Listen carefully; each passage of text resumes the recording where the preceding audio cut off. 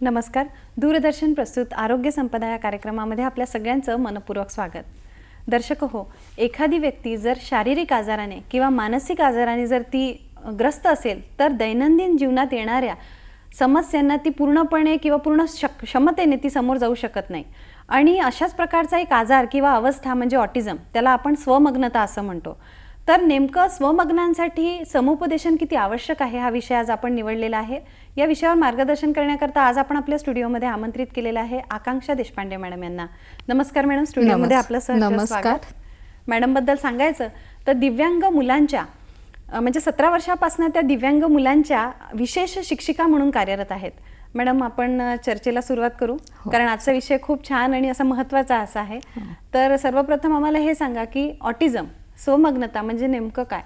स्वमग्नता म्हणजे हे मूल आपल्याच विश्वात रममाण असतं. म्हणजे त्याला आजूबाजूच्या परिसरात वातावरणात काय चालू आहे याच्याशी काही घेणं देणं नसतं. तो आपल्याच विश्वात सतत रममाण असेल, आजूबाजूला कोणी जेवत असेल किंवा कोणी खेळत असेल याच्याशी त्याला काही एक घेणं देणं नसतं. मग तो आपापच एकदम अचानक त्याच्या मनात आलं तर तो भिंतीवर चढायला लागू शकेल किंवा आपले हातच हँड फ्लॅपिंग करू शकेल, किंवा एखाद्या मुलांना असं असतं की काही वस्तू गोळा करतात आणि गाडीच्या स्वरूपात ते लावतात आणि सतत तीच क्रिया करत राहणं म्हणजे स्वमग्न असं मी म्हणेन. अच्छा, म्हणजे वारंवार तीच गोष्ट करत राहणं आणि आपल्याच विश्वात रममाण राहणं ही आपण छोटीशी एक डेफिनेशन नाही ह्याची इथे स्वमग्नता म्हणून करू शकतो. बरं, आपल्याला ऑटिझम, बाळाला ऑटिझम झाला आहे हे आपल्याला कसं ओळखता येईल आणि याची काय काय लक्षणं अजून असू शकतात? बाळाला ऑटिझम झाला आहे हे साधारणतः आपण 3-3.5 महिन्याचं असताना ओळखू शकतो, जेव्हा की बाळ सोशल स्माईल द्यायला सुरुवात करते किंवा आई समोरून गेलेली आहे, आई हात समोर करत आहे आणि तेव्हा पटकन येण्यासाठी 3-3.5 महिन्याचं बाळ असताना ते आईकडे येण्यासाठी कुतूहल किंवा दाखवत असतं. पण अशा वेळेस जर 3-3.5 महिने होऊन गेलेले, 4 महिने झालेले आहेत पण बाळ काहीच रिस्पॉन्स देत नाही आहे, तेव्हा साधारणतः आपल्याला लक्षात येतं की बाळात काहीतरी थोडासा प्रॉब्लेम दिसत आहे. पण जसजसं बाळ अजून मोठं होत जातं मग त्याचे माइलस्टोन काही वेळेला डिले होत जातात. म्हणजे बसणं आहे, पहिले सुरुवातीला आपण सोशल स्माईलच घेऊ. सोशल स्माईल जर 5-6 महिन्यापर्यंत बाळ देत नसेल, त्याच्यानंतर जे एक माइलस्टोन आपण म्हणतो की बाळ रांगणं आहे, मग पालथं पडणं आहे, बसणं आहे, चालणं आहे, हे सगळं हळूहळू उशिरा होत जातं. मग तिथे आपल्याला लक्षात येतं की बाळात कुठेतरी काहीतरी थोडीशी कमी दिसते आहे. किंवा मग साधारण पालकांच्या घरचे आजूबाजूचे मोठे लोक असतात, आजी आजोबा असतात घरात, ते म्हणत असतात अजून लहान आहे, काही बाळांचे माइलस्टोन उशिरा होतात. तर त्या दृष्टीने मग पालक म्हणतात चालेल, बोलेल. पण खरी वेळ जेव्हा 1.5-2 वर्षाचं बाळ होतं तेव्हा लक्षात येतं की बाळ अजून आपलं बोलतच नाही आहे किंवा एका कोपऱ्यातच जाऊन बसत आहे किंवा सतत वरती ह्या मुलांना फिरणाऱ्या वस्तूंकडे जास्त लक्ष केंद्रित असतं. मग वरती पंखा चालू आहे तर पंख्याकडे सतत बघत राहतील. अशा प्रकारे आपण हळूहळू या मुलांची लक्षणं ओळखू शकतो. बरं, मग याचे काही प्रकार आहे का? कारण आता तुम्ही सांगताय की वेगवेगळे प्रकार असतात. काहींची ऍक्टिव्हिटी मंदावलेली असते, काही लोक वारंवार स्वतः तीच गोष्ट त्याची पुनरावृत्ती करत असतात. मग या आजाराचे काही प्रकार असतात का? आजाराचे प्रकार म्हटलं तर हा एक ऑटिझम स्वमग्न स्वमग्नतेच्याच खाली हा आजार येऊ शकतो. पण जसं बाळ मोठं होईल तसं आपण त्याची बिहेवियर प्रॉब्लेमनुसार, हो. तिची सिव्हिरिटी किती आहे याच्यानुसार आपण त्याचे प्रकार पाडू शकतो. मग याच्यात ॲस्पर्जर ऑटिझम आहे, PDD NOS म्हणून एक प्रकार आहे, ADHD हा एक इतक्यात सध्या नवीन प्रकार सुरू झालेला आहे, तो एक आपल्याला आढळून येतो. त्याच्यानंतर रीट्स ऑटिझम म्हणून हा एक प्रकार आढळून येतो. असे वेगवेगळ्या प्रकारांनी आपण ह्याचं वर्गीकरण करू शकतो. मग ह्याच्यात त्यांचं बिहेवियर प्रॉब्लेम किती आहेत, किंवा तो मुलगा एकाच जागी सतत बसत आहे का, ह्याच्यानुसार आपण त्यांचं वर्गीकरण करू शकतो. बरं, आता तुम्ही जे वर्गीकरण सांगितलं तसं एक एक प्रकार जो आहे तो व्यवस्थित आम्हाला समजून सांगू शकाल का मॅडम? हां, आता मी पहिल्यांदा ADHD घेते. जेव्हा बाळ 2 वर्षाचं झालं, 2.5 वर्षाचं झालं, मग जेव्हा आपण एखाद्या डॉक्टरांकडे जातो 2-2.5 वर्षाच्या बाळाला, तर आपल्याला तिथे त्यांची काही टेस्ट करता येत नाही. सुरुवातीची टेस्ट असते ही कानाची टेस्ट, म्हणजे जेव्हा बाळ आपल्याला काहीच प्रतिसाद देत नाही आहे तेव्हा आपण म्हणू की पहिल्यांदा आपलं सगळ्यात लक्ष जातं कानांकडे, की ह्याला काही ऐकू येत नसेल म्हणून तो प्रतिसाद देत नाही, प्रतिसाद देत नाहीये का, म्हणून सुरुवातीला कानांची टेस्ट केली जाते. मग एकदा लक्षात आलं की कानांनी ह्याला ऐकू येत आहे, तर तेव्हा मग आपण समोर जाऊन ह्याची बाकीच्या टेस्टला सुरुवात करतो. मग डॉक्टर आमच्याकडे कॅट टेस्ट असते, मग त्याच्यानुसार आपण ती कॅट टेस्ट करून घ्यायची. मग त्याच्यात आपल्याला लक्षात येतं की बाळ कोणत्या ह्याच्यातलं आहे. आता ADHDचा प्रकार जो मी म्हटला, तर त्याच्यात बाळ खूप हायपर असतं, अटेन्शन डेफिसिट हायपर ऍक्टिव्हिटी. याचा हा असा आहे, बाळ एका जागी बसूच नाही शकत, म्हणजे त्याला खेळायला दिलेलं आहे, 2 मिनिटं एका वस्तूशी खेळेल, पुन्हा दुसऱ्या मिनिटाला ते दुसरी वस्तू घेईल, असं सतत फिरत राहतं एका जागी, ते शांत बसतच नाही. मग ते सतत घरात पसारा करणं आहे, किंवा सतत त्याच्यासोबत कोणीतरी पाहिजे आहे म्हणूनही हे बाळ आपल्याकडे लक्ष केंद्रित करावं म्हणून अटेन्शन सिकिंग साठी सुद्धा हे मूल किंवा बाळ आपण म्हणू शकतो की आपल्याकडे लक्ष केंद्रित करण्यासाठी सुद्धा वेगवेगळ्या युक्त्या म्हणत, आम्ही त्यांना युक्त्याच म्हणतो, कारण का त्या आपल्या डोक्यात येणार नाही तितक्या वेगवेगळ्या प्रकारच्या ते दुसरे आपल्याला, म्हणजे रोजच्या दिवसाला आज ह्यांनी हे केलं तर उद्या तो काय करेल ह्याचं आपल्याला माहिती नसतं, पण समोर कल्पनाही करता येत नाही. अशा पद्धतीने हा एक ADHDचा प्रकार आहे. मग यांचं कॉन्सन्ट्रेशन पण ADHD मुलांचं याच्यात नसतं. ADHD विथ ऑटिझम स्वमग्नात येतात, म्हणजे काही अंश यांच्यात हायपर ऍक्टिव्हिटीचा असतो आणि काही स्वमग्नतेचा असतो. तर हा एक प्रकार झाला. आणि दुसरा प्रकार कुठला आहे? दुसरा प्रकार आहे ॲस्पर्जर ऑटिझम.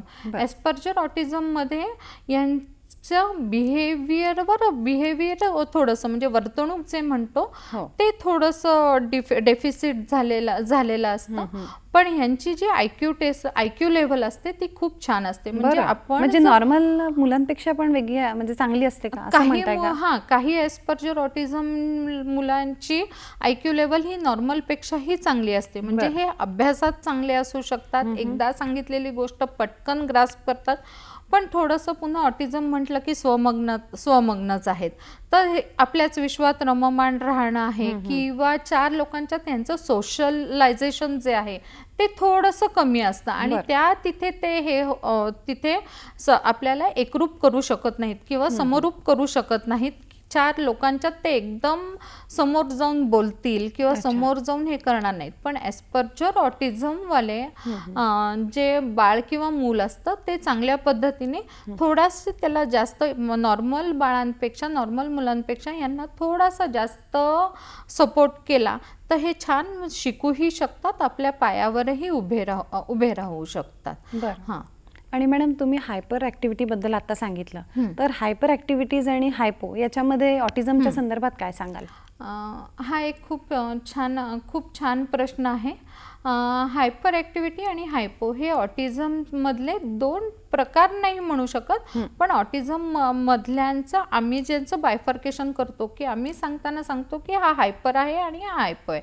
हायपर म्हणजे खूप जास्त अतिचंचल असणं आणि हायपो म्हणजे एकदम कमी शांत असणं. मग आता मी पहिल्यांदा हायपरविषयी सांगते की हे मूल इतकं हायपर असतं की समजा एखाद्याला, मी एक उदाहरण देते. माझ्याकडे एक विद्यार्थी होता, त्याला एक गोष्ट सतत तो जसं पाहिलेला आहे पहिल्यापासून, म्हणजे घरी त्याच्या आईला, आजीला, तसंच त्याला सगळ्या जणी किंवा वडिलांना, तसंच त्याला बाहेर गेल्यावरही ती व्यक्ती तशीच लागायची. म्हणजे उदाहरणार्थ झालं तर शाळेत जेव्हा तो यायचा आणि समजा प्रेयरच्या वेळेस आम्हाला एखाद्या कुठल्या मुलाला जर सपोर्ट करून प्रॉम्प्ट देऊन उभं करायला लागत आहे, फिजिकल प्रॉम्प्ट करून, आणि समजा माझी वेणी जर तेव्हा समोर आली, त्याच्या आईची वेणी नेहमी मागं असायची, आणि जर समजा चुकून माझी वेणी समोर आली तर तो पटकन प्रेयरच्या मध्ये म्हणा किंवा कोणत्याही गोष्टीच्या जाऊन मागं करायचं पटकन. आणि हे आम्हाला पहिल्यांदा लक्षात नाही यायचं की हा वेणी का बरं मागं करतोय, आणि मग नंतर हळूहळू लक्षात यायला लागलं होतं. पुन्हा दुसऱ्या वेळेस आमचं लक्ष नसायचं, आमचं लक्ष फक्त त्या मुलाकडे, ज्याला आम्ही घेत आहोत त्या मुलाकडेच, की त्याला तो उभा राहायला पाहिजे व्यवस्थित, किंवा त्याच्यात प्रोग्रेस झाला पाहिजे, की प्रेयरच्या वेळेस तरी निदान उभं राहायला पाहिजे. तर अशा वेळेस आमची वेणी सतत समोर आलेली असली किंवा ओढणीचं मंगळसूत्र जर समजा आमचा आत गेलेला असेल तर ते सुद्धा तो ड्रेसच्या आतून बाहेर काढायचा. म्हणजे घाईघाईत आम्ही कसंही चाललं जायचो, ते आमच्या लक्षात नाही यायचं. मग लक्षात आलं, मग त्याच्या आईशी चर्चा केली. म्हणजे हा इतका हायपर ॲक्टिव्हिटी, 2 वेळा तो त्याच्या मनावर कंट्रोल ठेवत असेल, तिसऱ्यांदा वेणी पुढे आली तरी कंट्रोल, पण जर चौथ्या वेळेस जर वेणी माझी पुढे आली समजा, तर तो माझे केस ओढायचा लिटरली, आणि इतक्या जोरात ओरडून की तेव्हा आम्ही लगेच दचकायचो की हा आता हायपर होत आहे. मग इतक्या जोरात केस की त्याच्या हातात वर समोरचे आमचे पुंचके केसाचे यायचे. हा एक हायपर ॲक्टिव्हिटीचा प्रकार झाला. आणि हायपो म्हणजे आम्हाला त्याला की आता बेल वाजलेली आहे, आता हे बेल वाजलेली आहे हे त्याला सांगायसाठी आम्ही त्याला कार्ड दाखवायचो तिथे, की हे कार्ड, आता तू शाळेत आलेला आहेस आणि आता प्रेयरची वेळ झालेली आहे. मग नमस्ते करून त्याच्यासमोर आम्ही उभं राहायचो, आणि मग आता तुला प्रेयरला उभं राहायचंय. मग त्याच्यासोबत आणखीन एक जो थोडासा हायपो आणि हायपरच्या मधला असणारा मुलगा घ्यायचो, की हा पहा कसा उभा राहणार आहे, तसंच तुला माझ्यासोबत उभं राहायचं आहे. मग त्याला सोबत म्हणजे हात धरून चालवत घेऊन जायला लागायचं तिथपर्यंत जिथे कुठे आम्हाला न्यायचं आहे. म्हणजे हा झाला हायपो प्रकार. म्हणजे एक तर एकदम खूप हायपर ॲक्टिव्ह आणि एकदम हायपो की एकदमच एका ठिकाणी बसलेले आहेत, की त्यांना आपल्याला थोडं हळूहळू पुश करत समोर आणायला लागतं. हे 2 हायपर आणि हायपो मधले प्रकार झाले. बरं मॅडम, लँग्वेज डिसऑर्डर आणि ऑटिझम यांच्यात काय संबंध आहे? लँग्वेज डिसऑर्डर आणि ऑटिझम यांच्यात खूप जवळचा संबंध आहे. मी म्हणेन लँग्वेज, कारण का ऑटिझमची जवळपास 90% मुलं ही नॉन व्हर्बल असतात. ही मुलं बोलूच शकत नाहीत, आणि काही मुलं बोलतात पण आपल्या मनातले विचार एक्सप्रेस करू शकत नाहीत, व्यक्त करू शकत नाही. त्याच्यामुळे जरी आपण यांच्याशी सतत बोलत गेलो, सतत त्यांच्या कानावर शब्द जरी पडत गेले, तरी तो शब्द कुठे वापरायचा हे त्यांना माहीत नसतं. किंवा त्यांना लँग्वेज म्हणजे ह्याला हे एक टॅग देतो आपण की लँग्वेज म्हणजे भाषा आहे किंवा ही याला भाषा म्हणतात, हेच मुलांना माहीत नसतं. कारण का यांच्या IQ वर पण, बुद्ध्यांकावर पण थोडाफार परिणाम झालेला असतो. कारण त्यांचं कॉन्सन्ट्रेशनच नसतं, एकाग्रचित्तच नसतं. त्याच्यामुळे गती आणि मती दोन्ही मंदावलेल्या असतात. गती आणि मती दोन्ही मंदावलेलं असतं. त्याच्यामुळे त्यांना याला आपण लँग्वेज म्हणतो हे माहितीच नसतं. त्यामुळे ह्या लँग्वेज डिसऑर्डरचं ऑटिझमशी खूप हे आहे. मी एक उदाहरण देते. लँग्वेज डिसऑर्डरचा मुलगा ॲस्पर्जर ऑटिझम मधला आलेला होता. छान, म्हणजे आपल्याकडे पाहून आपण जर त्याला पाहिलं तर वाटतही नव्हतं की हा ऑटिस्टिक मुलगा आहे, असं स्वमग्न मुलगा आहे. तर त्याच्यानंतर तो जेव्हा आला तेव्हा आम्ही त्याचं जेव्हा असेसमेंट केलं त्याला सगळं येत होतं. म्हणजे ह्या मुलांना काही काही वेळेला अगदी भाजीपासून म्हणजे वयाच्या अकॉर्डिंग नसले तरी आम्हाला इथपासून फळं आहेत, भाजी आहे किंवा अजून काय आहे हे सगळं शिकवावं लागतं, किंवा आपण ह्याला कपडे म्हणतो इथपासून शिकवावं लागतं. त्याला ह्या सगळ्या गोष्टी माहीत होत्या, पण जेव्हा प्रत्यक्ष आम्ही त्याच्यावर काम करायला सुरुवात केली, पिक्चर दाखवलं आणि त्याला एक शब्द दाखवला, कारण ॲस्पर्जर ऑटिझमच्या मुलांना साधारणतः लँग्वेजची ओळख असते. बरं मॅडम, आपण लँग्वेज डिसऑर्डर बद्दल पुन्हा बोलूया. तत्पूर्वी घेऊया एक छोटीशी विश्रांती. दर्शक हो, कुठेही जाऊ नका, बघत राहा आरोग्य संपदा.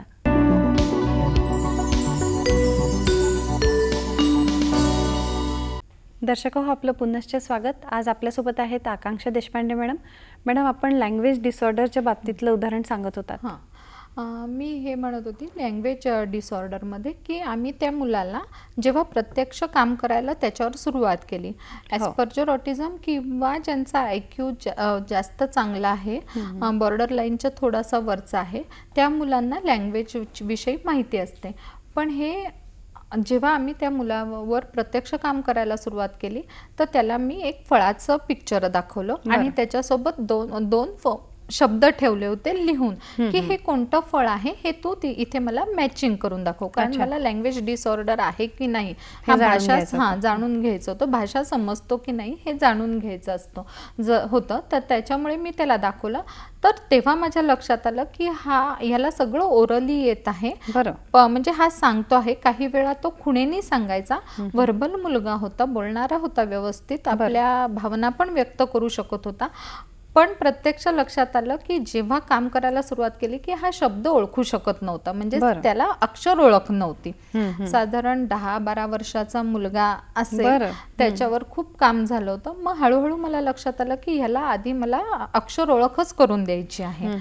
पण आता 10-12 वर्षाच्या मुलाला जर मी आई शिकवत बसली आणि तेही ॲस्पर्जर म्हणजे ऑटिझमच्या मुलाला, तर किती वेळ जाईल. तर मी एक विचार केला की आपण ह्याच्यासाठी डायरेक्टच शब्दांनीच सुरुवात केली. तर म्हणून मी त्याच्या नावाने आधी सुरुवात केली, नावापासूनच सुरुवात केली.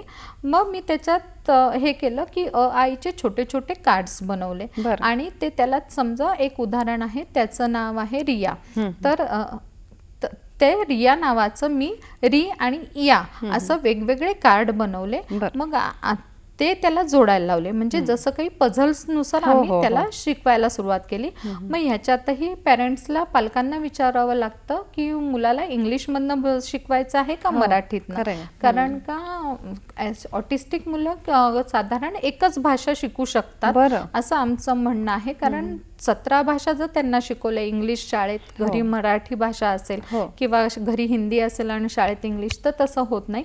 तर ते आधी कन्फर्म करून घ्यावं लागतं आणि त्याच्यामुळे मग ही मुलं हळूहळू लँग्वेज शिकू शकतात. काही मुलांना आपल्याला साधारणतः ह्या पिक्चर्स नुसार आपल्याला शिकवावं लागतं की समजा आता तुझी ही जे खाण्याची वेळ आहे, तर मी त्याला सांगेन तुला की जेवायचं आहे किंवा खायचं आहे, तर हे पिक्चर आणि ह्याच्यासोबत मी जर वय असेल त्या मुलाचं 10-12 वर्षाचा जर मुलगा असेल तर मी त्याच्यासोबत त्याला इथे एक खाली चिठ्ठी लावते की खाणं किंवा जेवण. मग तो दोन्ही जेव्हा खूप वेळा हे शिकवून झाल्यानंतर त्याला त्याच्या लक्षात येतं की हे खाण्याचं पिक्चर आहे आणि हा खाणं शब्द इथे लावलेला आहे. मग अशानुसार आम्ही त्याची लँग्वेज शब्द ओळख होते आणि मग लँग्वेजशी त्याचा हे येतो. मग आम्ही पेरेंट्सला, पालकांनाही सांगतो की अशा प्रकारचे तुम्ही पिक्चर्स तयार करा आणि त्याच्या सोबत वर्ड्स तयार करा, जेणेकरून त्याची लँग्वेज डेव्हलप होत जाईल आणि त्या लँग्वेज एकदा डेव्हलप झाली की त्याचा तिकडे अभ्यासावर आपल्याला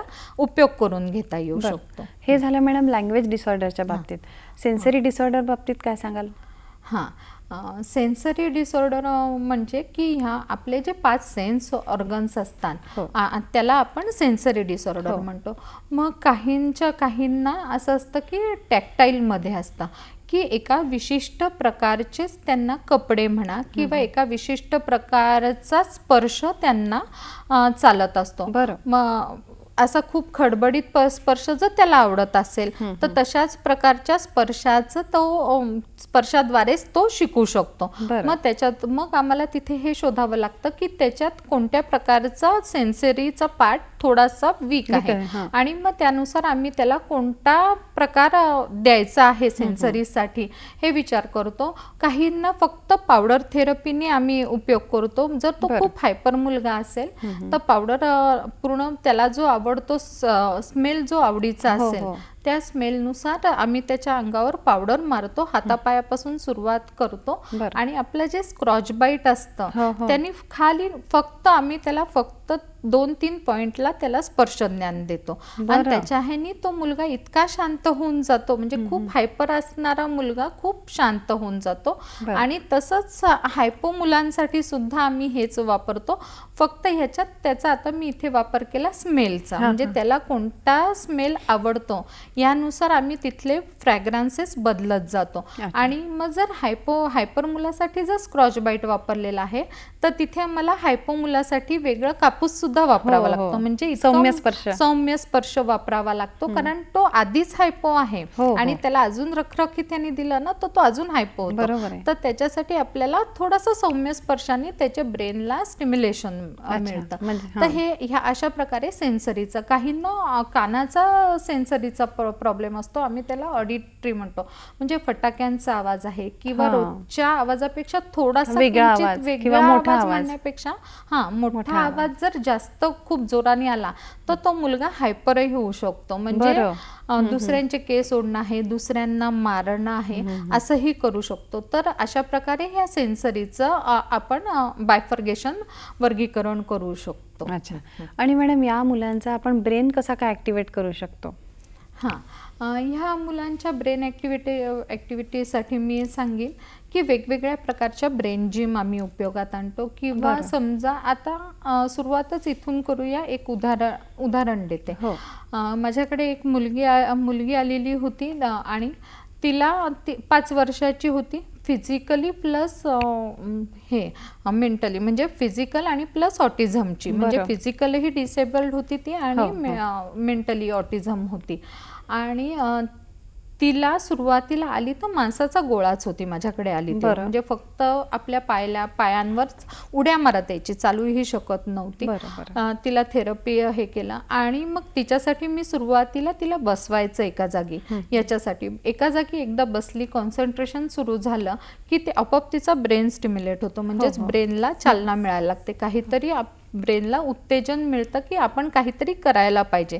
याच्यासाठी मी सुरुवातीला फक्त तिला तिच्याकडनं बसवून रेतीत तिच्याकडनं खेळून घ्यायची. मग रेती हाताला रब करणं आहे किंवा रेती बॉटलमध्ये भरून घेणं आहे. सुरुवातीला हातानेच मुठीने भरून घ्यायची किंवा मग नंतर हळूहळू मुठीची तिची ग्रीप आल्यानंतर चमच्याने मी तिला रेती भरून घ्यायला लागली.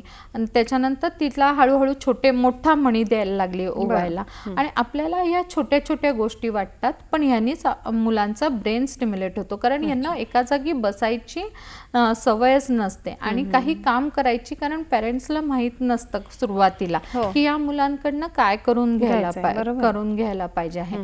तर ह्या छोट्या छोट्या ऍक्टिव्हिटीमुळे यांचा ब्रेन स्टिम्युलेट होऊ शकतो. आता तुम्ही हाताबद्दल बोलत होतात मॅडम, तर हाताची ग्रीप आपल्याला कशी वाढवता येईल त्या मुलाची? कारण तुम्ही म्हणालात आता जे उदाहरण दिलं त्याच्यात ती जी मुलगी आली होती ती मांसाचा गोळा होती. हळूहळू तुम्ही तिला वेगवेगळ्या ऍक्टिव्हिटी करवल्या. तर कशी काय आपल्याला हातांची ग्रीप वाढवता येईल? हातांची ग्रीप वाढवण्यासाठी असं आहे, सुरुवातीला हातांची ग्रीप वाढवण्यापेक्षा मी इथं हे म्हणेन की मूल सुरुवातीला 10 मिनिटं जरी आपल्यापाशी बसलं तर ती एक आपली छोटीशी अचिव्हमेंट झाली. कारण हे मुलं बसतच नाहीत एका जागी. तर वस्तूनी म्हणजे काहीतरी त्यांचा करणं हे तर खूप दूरची गोष्ट झाली. तर त्यांना आवडणाऱ्या वस्तूपासूनच मी सुरुवात करायची. आणि मग ते सांगितलं ग्रीप वाढवण्यासाठी आपले छोले चणे वेगवेगळे करणं आणि ते बॉटलमध्ये टाकायला लावणं. कारण त्याच्याने ही आपली जी पिंचर ग्रीप असते ती वाढते. त्याच्यानंतर हातात हळूहळू चमचा देणं किंवा एक अशी छान लंबोळकी काठी द्यायची किंवा कणिक भिजवायला लावायची. दोन्ही हातांनी त्यांना कणकेत खेळायला लावायचं, त्याचे गोळे करायला लावणं. त्याच्याने खूप छान ग्रीप वाढते असं माझा अनुभव आहे. आहे. बरं, आपण आता हातांच्या थेरपीबद्दल जाणून घेतलं. अजून काय काय थेरपीज आहेत त्या आपण जाणून घेऊ, पण तत्पूर्वी घेऊया एक छोटासा ब्रेक. दर्शक हो, कुठेही जाऊ नका, बघत रहा आरोग्य संपदा.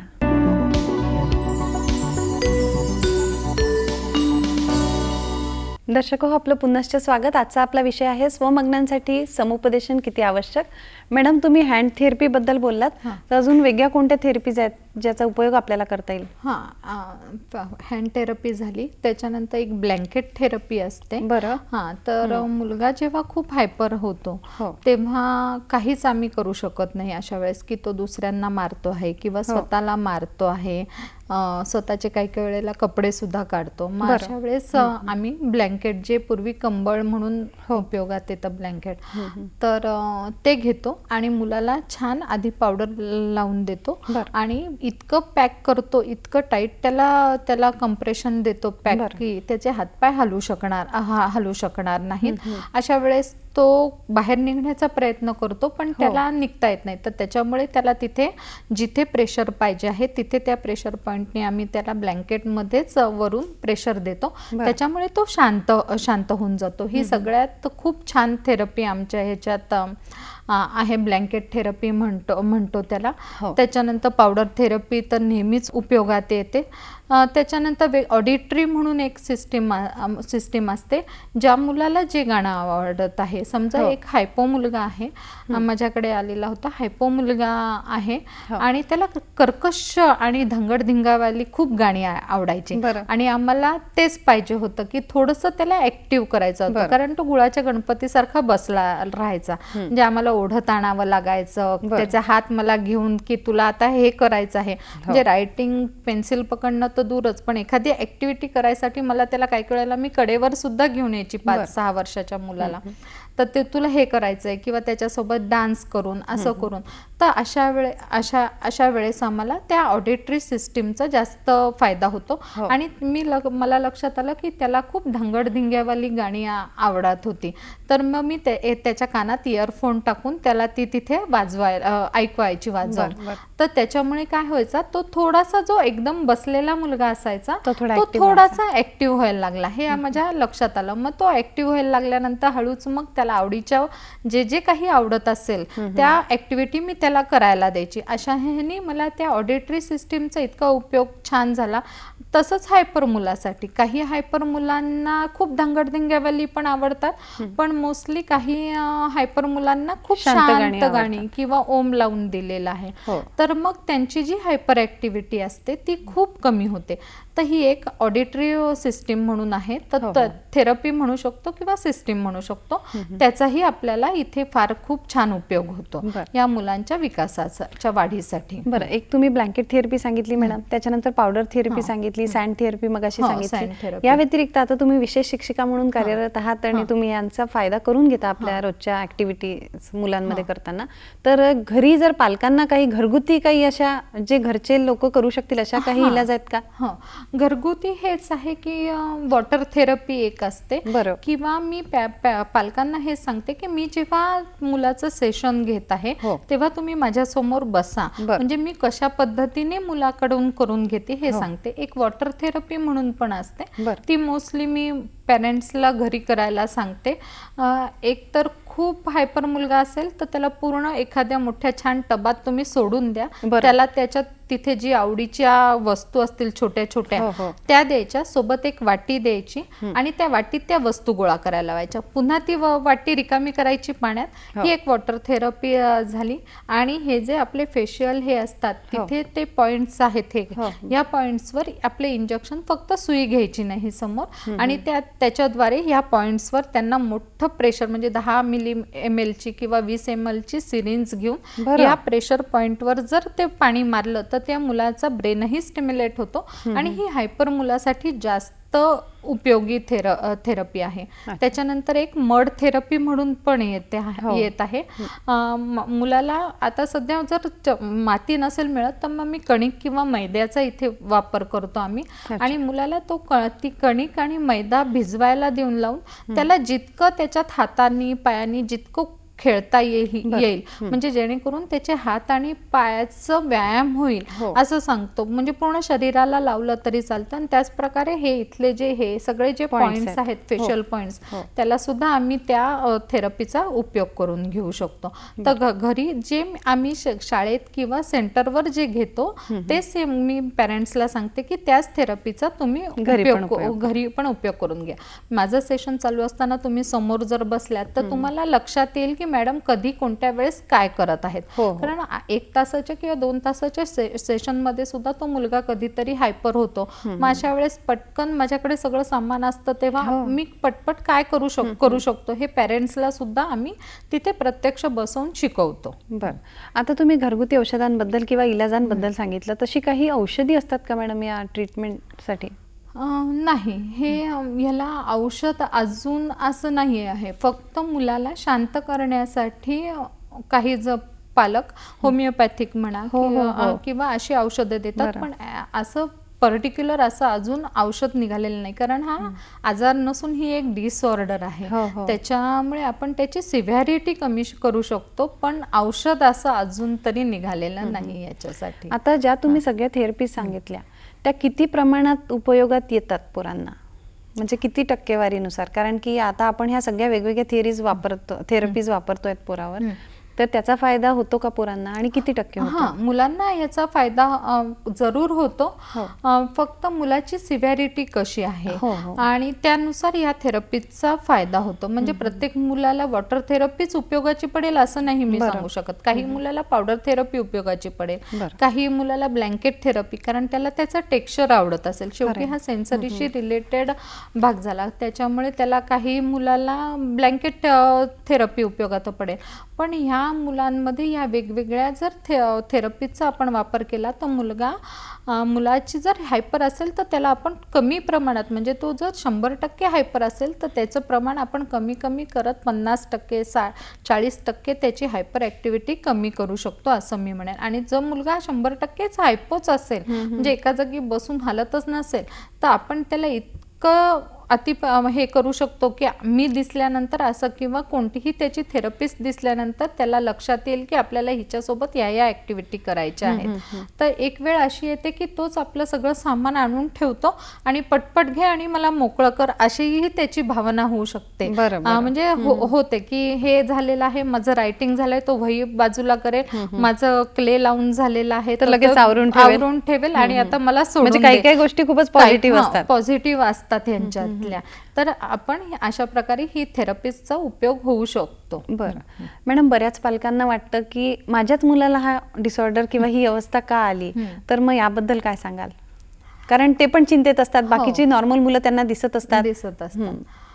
हा सगळ्याच पालकांना पडणारा प्रश्न आहे की माझ्याच बाबतीत का. पण ऑटिझम कशामुळे होतो याचं अजून तरी कारण शोधलेलं नाही. ही फक्त एक न्यूरोलॉजिकल डिसऑर्डर आहे.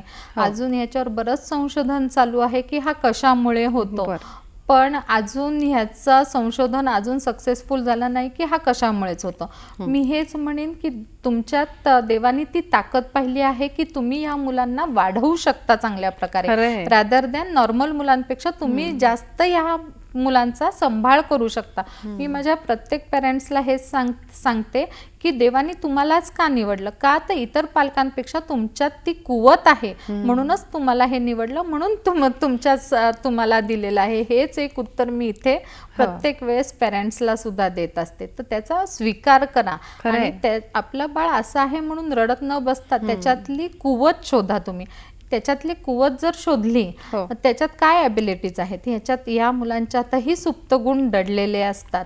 फक्त ते शोधायची आपली तयारी पाहिजे आहे आणि पेशन्स पाहिजे आहेत. आणि ते जर एकदा सुप्त गुण शोधले तर हा मुलगा आज इथे असेल तर उद्या ह्याच लेव्हलवर जातो आणि अनुभवलेला आहे. एवढंच मी इथे पॅरेंट्सला सांगू शकते. खूप छान मॅडम. या डिसीजच्या बाबतीत आपण अर्ली डिटेक्शन करू शकतो का? म्हणजे प्रेग्नन्सी दरम्यान पण आपल्याला कळू शकतं का की होणारं माझं बाळ हे ऑटिस्टिक राहील असं काही? इतकं अर्ली डिटेक्शन नाही होत. बरं. प्रेग्नन्सीत अजून तरी शोध लागलेला नाही की प्रेग्नन्सीतच माझं बाळ ऑटिझम आहे हे कळून जाईल. हे इतकं अर्ली नाही. पण मगाशी जसं मी सांगितलं तसं 3-3.5 महिन्याचं बाळ झाल्यानंतर साधारणतः लक्षात येतं, जर पॅरेंट्स तितके जागरूक असतील तर 3-3.5 महिन्यातच जेव्हा बाळ सोशल स्माईल द्यायला लागतं तेव्हा साधारण लक्षात येतं. पण 1.5 ते 2 वर्षाचं बाळ झाल्यानंतर आपल्याला लक्षात येतं की माझ्या बाळात काहीतरी वेगळेपण दिसतं आहे. तर नुसतंच मलाच का किंवा माझ्याच ह्याच्यासाठी का असं न म्हणता जर योग्य वेळी योग्य थेरपिस्टकडे योग्य डॉक्टरांकडे गेलात आणि त्याच्यावर योग्य थेरपीचा आणि डॉक्टरांच्या सल्ल्यानुसार जर आपण उपयोग केला तर हे बाळ नक्कीच चांगलं व्यक्तिमत्व बनू शकतं. बरं, आपण ऑटिस्टिक मुलांबद्दल अजून जाणून घेऊया मॅडम. तत्पूर्वी घेऊया एक छोटासा ब्रेक. दर्शक हो, कुठेही जाऊ नका, बघत रहा आरोग्य संपदा.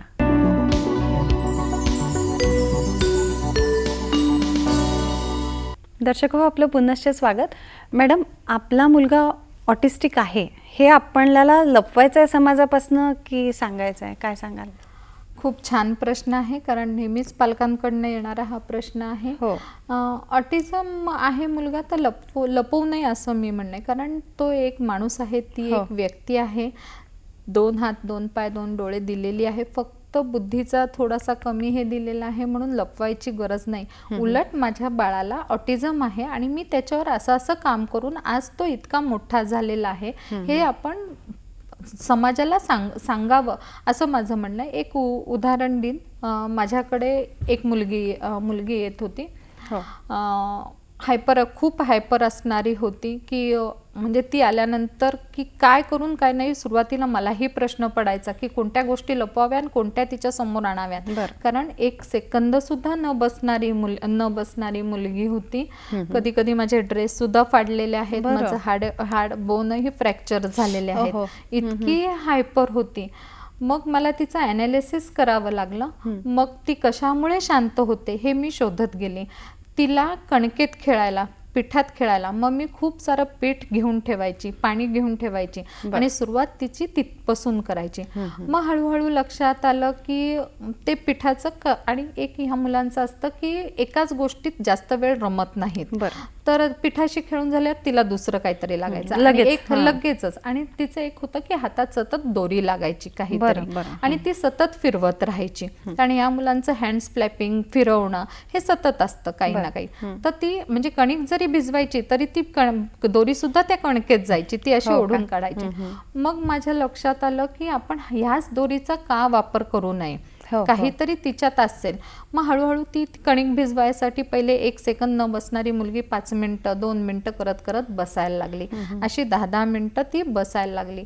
त्याच्यानंतर मग मी असं लक्षात आलं की तिला दोरी आवडायची. मग तिच्या पुढे एवढा मोठा मणी मी तयार करून घेतला. एवढा मोठा मणी मिळत नाही ओवायसाठी. मी सुताराला सांगून असे 2-4 एक मणी त्यांच्याकडनं तयार करून घेतले. मग तिला ती दोरी दिली आणि त्या दोरीत मणी ओवायसाठी, म्हणजे तो एक मणी ओवायला शिकवायसाठी मला जवळपास तिला 6 महिने लागले. कारण ती 5 मिनिटं बसत होती पण तिला ती कोऑर्डिनेशन नव्हतं. तर असं करत करत करत मी तिला तो मणी ओवायला शिकवला. मग असं लक्षात आलं की ती छोटा मणीच्या वरून बारीक मणीवर आलेली आहे. मग आम्ही असं करत तिच्या पॅरेंट्सलाही घरी सांगितलं की तुम्ही हेच ऍक्टिव्हिटी घरी करून घे जा. एक वेळ अशी आलेली आहे आता की ती सुई दोऱ्यातनं आपले ज्वेलरी बनवत आहे. मग ही काही लपवण्याची गोष्ट नाहीये. म्हणजे आज तिचं महिन्याला ती स्वतःच्या पायावर उभी राहून इतकी तयार झालेली आहे की पोस्टात जाते. एकटं पॅकेट तयार करून दिलेलं असतं तिला. ती पोस्टमन ओळखीचे झालेले आहेत, ठीक आहे, तिथले पोस्टातले लोक. पण ती बरोबर जाते, रांगेत उभे राहते, एकटी जाते. सुरुवातीला तिच्या घरचे पाठीमागे जायचे, कधी मी जायची. आणि मग ती आता एकटी कुरिअर करते. म्हणजे तिची आता ती ज्वेलरी अब्रॉड पर्यंत जात आहे. ही लपवण्यासारखी गोष्टच नाहीये ना. तिच्यात ही सुप्त कला होती. फक्त हायपर ऍक्टिव्हिटी किंवा आपल्यासारखं नॉर्मल बोलणं नाही, लिहिणं नाही. पण आज ती इतकी ज्वेलरी म्हणजे एका दिवसात ती 10-20 सेट तयार करू शकते. आज ही तिच्यातली ॲबिलिटीच झाली. मग का बरं लपवायचं? माझाच प्रश्न येतो की हा का लपवायचं? ते आहे बाळ, तर त्याला स्वीकार करा, त्याच्यातली क्षमता ओळखा आणि जगासमोर समाजासमोर आणा. की तेच उदाहरण घेऊन जर दुसऱ्या कोणाच्या घरी ऑटिस्टिक बाळ आहे तर त्याच्या त्याचं उदाहरण घेऊन ते पॅरेंट्सही मोटिवेट होतील आणि आपल्या बाळात काय आहे हे शोधायला लागतील आणि त्यांनाही तिच्याकडनं उत्तेजना प्रोत्साहन मिळेल असं माझं म्हणणं आहे. खूप छान सांगितलं मॅडम तुम्ही की आपण एखाद्या ऑटिस्टिक मुलाला कसं काय सपोर्ट करू शकतो, पण एक पालक म्हणून सपोर्ट करणं वेगळं, आपण एक समाज म्हणून आपली भूमिका कशी असायला हवी इतरांच्या मुलांबद्दल, स्पेशली ऑटिस्टिक मुलांबद्दल, जेणेकरून त्याचा त्यांना फायदा होईल. समाजाच्या बाबतीत मी म्हणायचं झालं तर आपल्याला जर एखादं वेगळं बाळ दिसलं किंवा एखादा व्यक्ती जरी जाताना वेगळं दिसलं तरी आपली भावना अशी होती, तो कसा दिसतो, कुतूहल असतं मनात, कुठेतरी निंदा टाईप सुद्धा भावना असते, काय कसा आलेला आहे, चार चौघांच्यात कसा राहतो असा आहे. पण आपण हा विचार करतो का की त्या मुलाला काहीतरी, किंवा तो जो व्यक्ती झालेला आहे 20-21 वर्षाचा जो झालेला आहे तो, त्याला काहीतरी प्रॉब्लेम असेल. मी एक इथे उदाहरण देऊ इच्छिते की आपण मॉलमध्ये गेलेलो आहोत आणि त्या एवढ्या मॉलमध्ये एवढ्याच रांगाच्या रांगा लागलेल्या असतात, लाईट्स लागलेल्या असतात. आपल्यासारख्या लोकांना काही काही वेळेला त्या लाईट्सचा किंवा मोठ्या मोठ्या त्या रांगांचा त्रास होतो. तर हे जर ऑटिस्टिक मूल आहे आणि त्याला जर छोट्या छोट्या गोष्टी आपल्याला एवढ्याच होतो, तर त्या मुलाला का बरं याचा त्रास होणार नाही.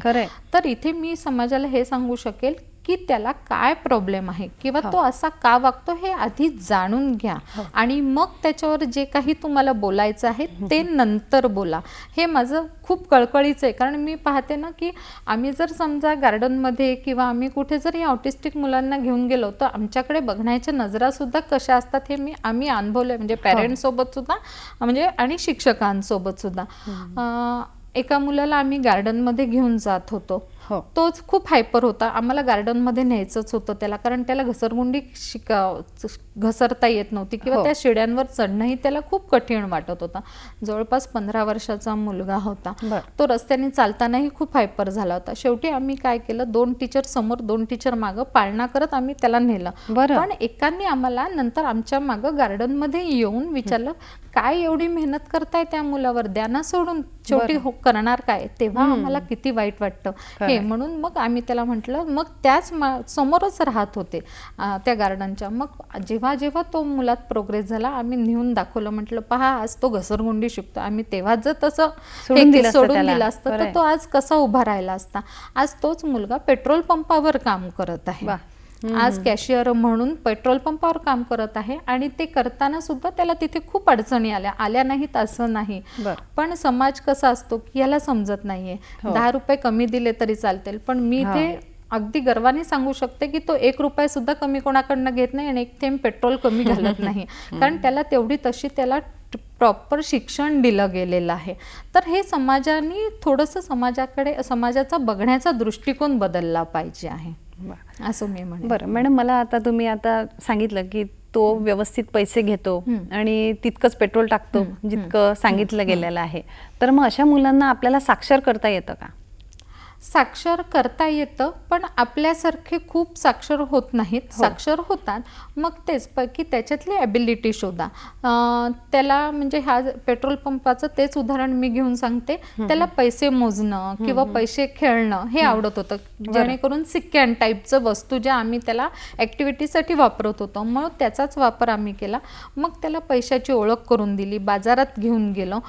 तर साक्षर होऊ शकतात मुलं, पण त्यांची ॲबिलिटी शोधा की त्याला कशात इंटरेस्ट आहे आणि त्यानुसार, म्हणजे तो जर मणी ओवत आहे. साक्षर म्हणजे फक्त लिहिणं वाचणे यालाच मी ह्या ऑटिस्टिक मुलांसाठी साक्षर होणं असं नाही म्हणणार. त्याच्यात जी कुवत आहे त्या कुवतीला आपण वाव दिला आणि ते समोर आणलं तर तो त्याच्या क्षेत्रात तो साक्षर झालेला आहे, बरोबर असं मी म्हणेन. म्हणजे साक्षरतेची थोडी आपण डेफिनेशन इथे बदलू शकतो. इंजिनियर माणसाला जर विचारलं कॉमर्सवाल्याचं तर नाही सांगता येणार, तो त्याच्या क्षेत्रात साक्षर आहे, तो हा ह्याच्या क्षेत्रात साक्षर आहे असं मी इथे म्हणेन. म्हणजे फक्त त्याचं नाव, मी इथे हे सांगू इच्छिते की फक्त स्वतःचं नाव, पत्ता आणि मोबाईल नंबर जर त्याला सांगता आला तर तेवढंही पुरेसं आहे की माझा मुलगा वही पेन्सिल घेऊन लिहिलंच पाहिजे आणि तो NIOS थ्रू परीक्षा पास झालाच पाहिजे हे पेरेंट्सनी मनात नाही आणून, म्हणजे त्याच्याविषयी मागं लागू नये. फक्त आपल्या मुलात काय ॲबिलिटी आहे ती शोधावी आणि साक्षर व्हावं. मी इथे ही साक्षरतेची. या मुलांबद्दल आपण पुन्हा जाणून घेऊया मॅडम. तत्पूर्वी घेऊया एक छोटीशी विश्रांती. दर्शक हो, कुठेही जाऊ नका, बघत रहा आरोग्य संपदा.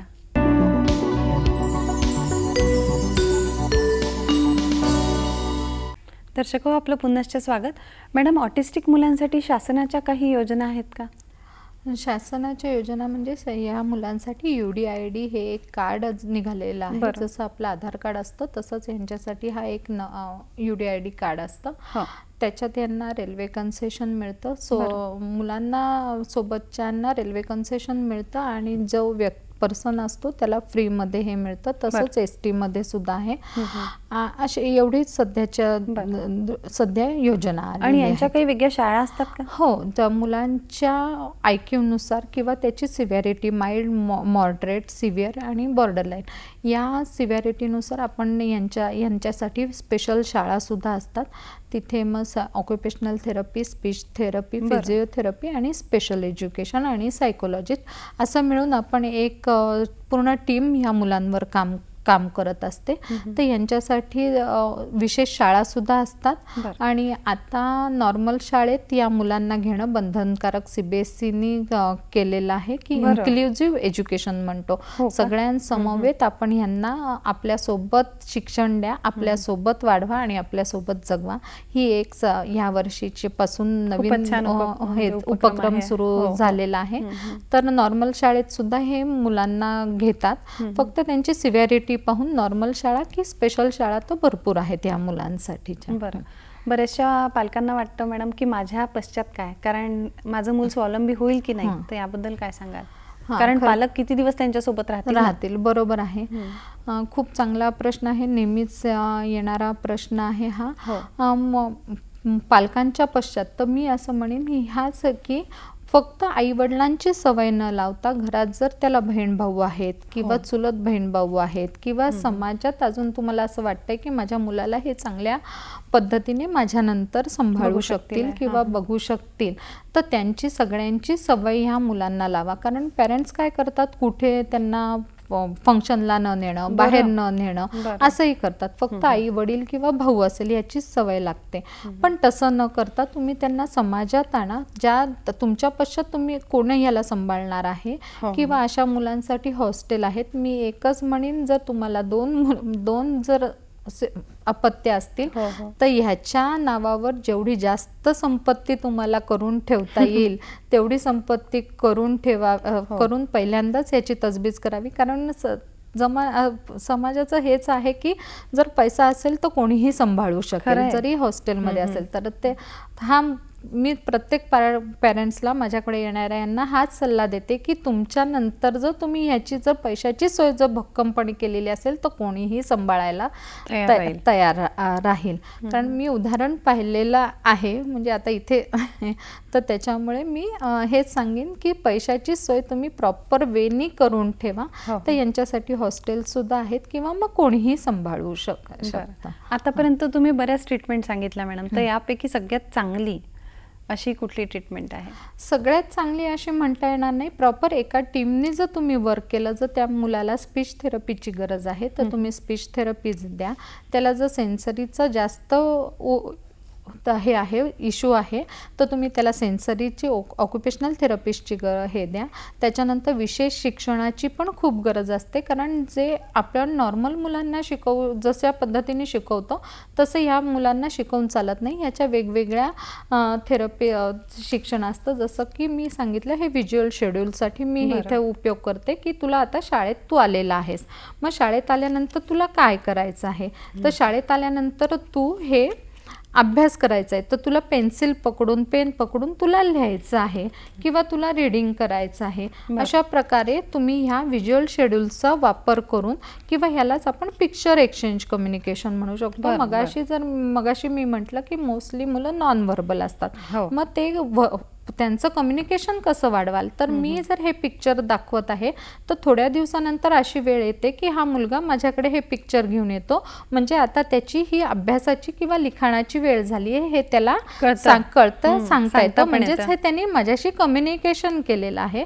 तर अशा प्रकारे तुम्ही दिवसभराचं त्याचं जर शेड्यूल तयार करून ठेवलं की सकाळी उठल्यानंतर तुला ब्रश करायचं आहे उठल्यानंतर, मग त्याच्यानंतर तू सगळं तुझी दिनचर्या रोजची करणार आहे, आंघोळ करणार आहे, मग शाळेसाठीची तयारी करणार आहे, हे जर तुम्ही त्या मुलांना जर शिकवलं तर हा एक त्यांचा पिक्चर एक्सचेंज कम्युनिकेशन, म्हणजे हा मुलगा कम्युनिकेटच करतोय की थोडे दिवसानंतर त्याची अशी वेळ येते की त्याला रोजचं त्याचं शेड्यूल माहीत झालेलं असतं, त्यानुसार तो शेड्यूल आपल्याला कार्ड एक एक आणून देतो की मला आता माझी ही वेळ झालेली आहे. समजा एखाद्या वेळेस मी ॲक्टिव्हिटी घेता घेता विसरली की अर्धा तासच त्याची ही ॲक्टिव्हिटीची वेळ आहे, तर त्यांच्या माइंडमध्ये घड्याळ इतकं फिक्स असतं, त्यांना घड्याळ जरी समजत नसलं तरी त्यांच्या मनात इतकं घड्याळ फिक्स असतं की तो हे कार्ड बाजूला सारतो, जिथे त्याचं हे असं लावलेलं असतं रिकामं तिथं हा तो मुलगा हे स्टिक करून ठेवून जातो आणि दुसरं कार्ड माझ्याकडे आणून देतो की आता ही ॲक्टिव्हिटी सुरू झाली. नाही तर मग इथे पुन्हा त्याची जर हायपर मुलगा असेल तर हायपर ॲक्टिव्हिटी असते, वाढते, आणि जर हायपर असेल तर तो बाजूला बसून चालला जाईल, तो दुसरं काहीच करणार नाही, कारण त्याची दुसऱ्या ॲक्टिव्हिटीची वेळ झालेली असते. तर अशा पद्धतीने तुम्ही जर प्रॉपर ह्यांनी शिकवलं तर सगळ्याच टीमचा इथे उपयोग आपल्याला करावा लागतो. अच्छा. आणि ही मुलं जेव्हा मोठी होतात मॅडम, तेव्हा त्यांच्या लग्नाबद्दल काय सांगाल? म्हणजे आपण त्यांचं लग्न लावून देऊ शकतो काय? हा खरंच खूप संभ्रमात टाकणारा प्रश्न आहे. आत्तापर्यंत तरी अजूनही एक ऑटिस्टिक मुलांचं लग्न झालेला मी ऐकलेलं नाही किंवा पाहिलेलं नाही, कारण ते स्वतःचं फक्त दिनचर्या किंवा जे रोजचं आहे ते आपल्याला त्यांना या शेड्यूलनुसार शिकवावं लागतं, तर बाकीच्या त्या क्रिया होणारच नाहीत, त्याच्यामुळे या मुलांचं लग्न नाही होऊ शकत. हां, अगदी कमी वेळामध्ये पण खूप सविस्तर अशी माहिती तुम्ही आम्हाला दिली मॅडम. दर्शक हो, मॅडम आपल्याकडे आल्या आणि ऑटिझमबद्दल आपल्याला सविस्तर माहिती दिली, त्याचे प्रकार सांगितले, त्याच्या ट्रीटमेंट सांगितल्या, निश्चितच आपल्याला त्याचा फायदा होईल आहे. तर मॅडम आज वेळात वेळ काढून तुम्ही आमच्याकडे आलात त्याबद्दल दूरदर्शनच्या वतीने मी आपले आभार मानते. धन्यवाद. धन्यवाद.